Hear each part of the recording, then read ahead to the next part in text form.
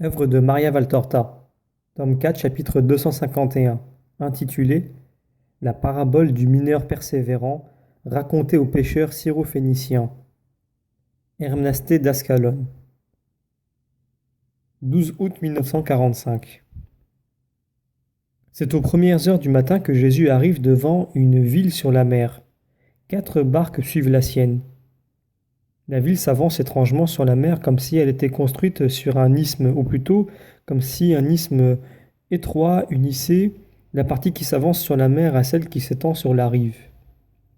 Vue de la mer, elle ressemble à un énorme champignon dont la tête s'étend sur les flots et dont le pied s'enfonce dans la côte. C'est l'isthme qui est son pied. Il y a un port de chaque côté de l'isthme. L'un, celui du nord, moins fermé, est couvert de petites embarcations. L'autre au sud, bien mieux protégé, abrite de gros vaisseaux qui arrivent ou sont en partance. Il faut aller là-bas, dit Isaac, en montrant du doigt le port des petites barques. C'est là que sont les pêcheurs. Il contourne l'île et je m'aperçois que l'isthme est artificiel. C'est une sorte de digue cyclopéenne qui unit l'île à la terre ferme. On construisait sans lésiner autrefois. Je déduis de cet ouvrage et du nombre de navires dans les ports combien la ville était riche et commerçante.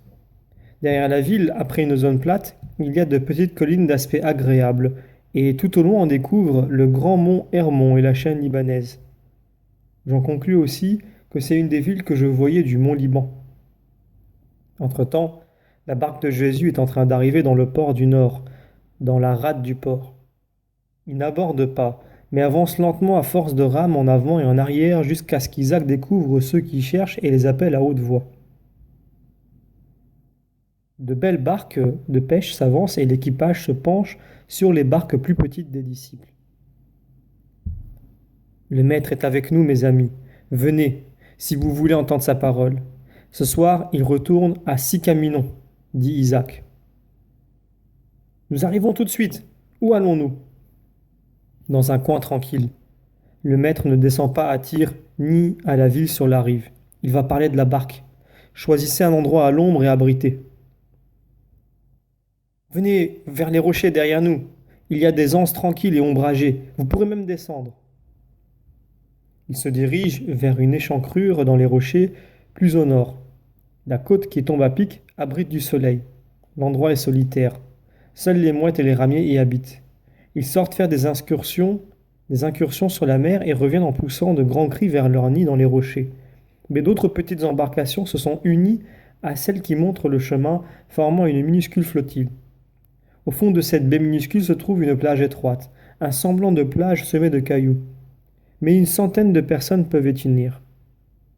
Ils descendent en utilisant un écueil large et plat qui émerge des eaux comme un môle naturel et prennent place sur la petite plage caillouteuse, brillante de sel. Ce sont des hommes bruns, minces, brûlés par le soleil et la mer. De courts sous-vêtements laissent à découvert leurs membres agiles et maigres. La différence de race est très visible avec les Judéens présents. Elle est moins apparente avec les Galiléens. Je dirais que ces Syrophéniciens ressemblent plutôt aux Philistins assez éloignés qu'aux peuples qui leur sont plus voisins, du moins ceux que je vois. Jésus s'appuie de côté et commence à parler. On lit dans le livre des rois comment le Seigneur commanda à Élie d'aller à Sarepta de Sidon, pendant la sécheresse et la disette qui affligea la terre pendant plus de 3 ans. Le Seigneur ne manquait pas de moyens pour rassasier son prophète à n'importe quel endroit. Et il ne l'a pas envoyé à Sarepta sous prétexte que cette ville aurait été bien approvisionnée. Non, car là aussi on mourait déjà de faim. Alors, pourquoi Dieu y envoya-t-il Élie, le Tishbite? Il y avait à Sarepta une femme au cœur droit, veuve et sainte, qui avait un jeune enfant. Elle était pauvre, seule, et pourtant pas révoltée contre son terrible châtiment, pas égoïste malgré sa faim, pas désobéissante. Dieu voulut lui faire la faveur de 3 miracles. Un pour l'eau qu'elle avait apportée à Élie assoiffé, un second pour le petit pain cuit sous la cendre quand elle n'avait plus qu'une poignée de farine, un troisième pour l'hospitalité qu'elle avait accordée au prophète. Il lui donna du pain et de l'huile, la vie de son fils et la connaissance de la parole de Dieu. Vous voyez qu'un acte de charité non seulement rassasie le corps, supprime la douleur de la mort, mais instruit l'âme dans la sagesse du Seigneur. Vous avez offert un logement au serviteur du Seigneur, et à son tour, il vous offre la parole de la sagesse. Sur cette terre où n'arrive pas la parole du Seigneur, voilà qu'un acte de bonté l'amène. Je peux vous comparer à l'unique femme de Sarepta qui a accueilli le prophète. Vous aussi, vous êtes les seuls ici à accueillir le prophète, car si j'étais descendu en ville, les riches et les puissants ne m'auraient pas accueilli. Les marchands affairés et les matelots des grands navires m'auraient laissé de côté, et ma venue serait restée sans effet. Maintenant, je vais vous quitter et vous direz, mais que sommes-nous? Une poignée d'hommes. Que pensez de nous? Une goutte de sagesse. Et pourtant, je vous dis, je vous quitte avec la charge d'annoncer l'heure du Rédempteur. Je vous quitte en vous répétant ces mots du prophète Élie. L'amphore de farine ne s'épuisera pas, l'huile ne manquera pas, jusqu'à ce que vienne celui qui la distribue plus largement. Déjà, vous l'avez fait, car il y a ici des Phéniciens mélangés à vous qui venez d'au-delà du mont Carmel. C'est un signe que vous avez parlé comme on vous a parlé. Vous voyez que la poignée de farine et la goutte d'huile ne sont pas épuisées, mais au contraire n'ont cessé de croître. Continuez à les faire croître. Et s'il vous paraît étrange que Dieu vous ait choisi pour cette œuvre, alors que vous vous sentez incapable de l'exécuter, dites ces mots de grande confiance. Je ferai ce que tu dis en me fiant à ta parole. Maître, mais comment nous comporter avec ces païens? Eux, nous les connaissons par la pêche. Un même travail nous unit, mais les autres, demande un pêcheur d'Israël. Le même travail nous unit, dis-tu. Dans ce cas, est-ce qu'une même provenance ne devrait pas unir? Dieu a créé les Israélites comme les Phéniciens. Ceux de la plaine de Saron ou de Haute-Judée ne diffèrent pas de ceux de cette côte. Le paradis a été fait pour tous les enfants des hommes, et le Fils de l'homme vient pour ramener tous les hommes au paradis. Le but est de conquérir le ciel et de donner de la joie au Père. Trouvez-vous donc sur le même chemin et aimez-vous spirituellement, comme vous vous aimez pour des raisons de travail. Isaac nous a dit beaucoup de choses, mais nous voudrions en savoir davantage. Est-il possible d'avoir un disciple pour nous qui sommes dans un lieu si éloigné? Envoie Jean d'Andorre, maître. Il est si capable et il est habitué à vivre avec des païens, suggère Judas. Non, Jean reste avec nous, répond Jésus sur un ton tranchant, puis il se tourne vers les pêcheurs pour ajouter. Quand finit la pêche à la pourpre? Au moment des tempêtes d'automne. Ensuite la mer est trop agitée par ici. Vous retournerez alors à Sicaminon? Oui, et à Césarée. Nous vendons beaucoup aux Romains. Vous pourrez alors y retrouver les disciples. En attendant, persévérez. Il y a quelqu'un à bord de ma barque dont je ne voulais pas, et qui est venu en ton nom, soi-disant. Qui est-ce? Un jeune pêcheur d'Ascalon. Fais-le descendre et venir ici. L'homme monte à bord et revient avec un tout jeune homme plutôt confus d'être l'objet de tant d'attention. L'apôtre Jean le reconnaît. C'est un de ceux qui nous ont donné le poisson, maître.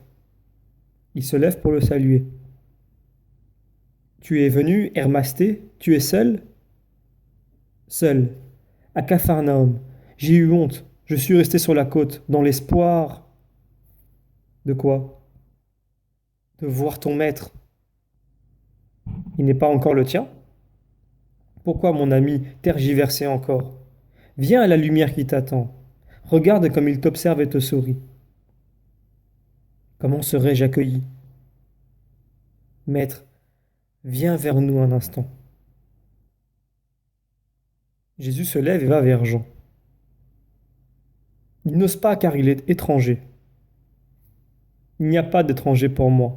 Et tes compagnons, n'étiez-vous pas nombreux? Ne te trouble pas, toi seul as su persévérer, mais je suis heureux même pour toi seul. Viens avec moi. Jésus revient à sa place avec la nouvelle conquête. Celui-ci, oui, nous allons le donner à Jean d'Andorre, dit-il à Judas. Puis il s'adresse à tout le monde. Un groupe de mineurs descendit dans une mine où ils savaient qu'il y avait des trésors, mais bien cachés dans les profondeurs du sol, et ils se mirent à creuser. Mais le terrain était dur et le travail fatigant. Un grand nombre se lassèrent et, jetant leurs pics, s'en allèrent. D'autres se moquèrent du chef d'équipe en le traitant presque d'imbécile. D'autres encore s'en prirent à leur sort, au travail, à la terre, au métal, et frappèrent avec colère les entrailles de la terre, brisant le filon en fragments inutilisables, puis, ayant tout abîmé et n'étant rien arrivé, à rien, ils s'en allèrent eux aussi. Il n'en resta qu'un, le plus persévérant. Il traita avec douceur les couches de terre qui résistaient pour les percer sans rien abîmer. Il fit des essais, il creusa plus profond. Il finit par découvrir un merveilleux filon de métal précieux. La persévérance du mineur fut récompensée, et avec le métal très pur qu'il avait découvert, il put mettre en route de nombreux travaux et acquérir beaucoup de gloire, ainsi une nombreuse clientèle. Tous, en effet, voulaient de ce métal, que seule la persévérance avait su trouver, là où les autres, paresseux ou coléreux, n'avaient rien obtenu. Mais l'or, découvert pour être beau et pouvoir servir à l'orfèvre, doit à son tour persévérer dans la volonté de se laisser travailler. Si l'or, après le premier travail d'excavation, ne voulait pas souffrir de peine, il resterait brut et on ne pourrait le travailler. Vous voyez donc que le premier enthousiasme ne suffit pas pour réussir, ni comme apôtre, ni comme disciple, ni comme fidèle. Il faut persévérer. Nombreux étaient les compagnons d'Hermasté, et dans le feu de l'enthousiasme, ils avaient tous promis de venir. Lui seul est venu. Nombreux sont mes disciples, et il y en aura de plus en plus, mais seulement le tiers de la moitié saura l'être jusqu'à la fin. Persévérer, c'est le grand mot, pour toutes les choses bonnes. Vous, quand vous jetez le tramail pour attraper les coquillages de pourpre, est-ce par hasard que vous le faites une seule fois? Non. Mais un coup après l'autre, pendant des heures, pendant des journées, pendant des mois, tout disposé à revenir sur les lieux l'année suivante, parce que cela vous procure du pain et de l'aisance, à vous et à vos familles. Et vous voudriez agir autrement pour ce qui est plus important? Les intérêts de Dieu et de vos âmes si vous êtes fidèles, les vôtres et celles de vos frères si vous êtes disciples. En vérité, je vous dis que pour extraire la pourpre des vêtements éternels, il faut persévérer jusqu'à la fin. Et maintenant, comportons-nous en bons amis jusqu'à l'heure du retour. Ainsi, nous nous connaîtrons mieux et il sera facile de nous reconnaître. Et ils se dispersent dans la petite baie rocheuse. Ils cuisent des moules et des crabes enlevés au rocher, ainsi que des poissons pris avec de petits filets. Ils dorment sur un lit d'algues desséchées, à l'intérieur de cavernes ouvertes, par des tremblements de terre ou par les vagues dans la côte rocheuse, tandis que ciel et mer, d'un bleu éblouissant, s'embrassent à l'horizon et que les mouettes font un continuel carrousel de vol de la mer à leur nid, en poussant des cris et en battant des ailes, unique voix qui, avec le clapotis des flots, se font entendre en ces heures d'étouffante chaleur d'été.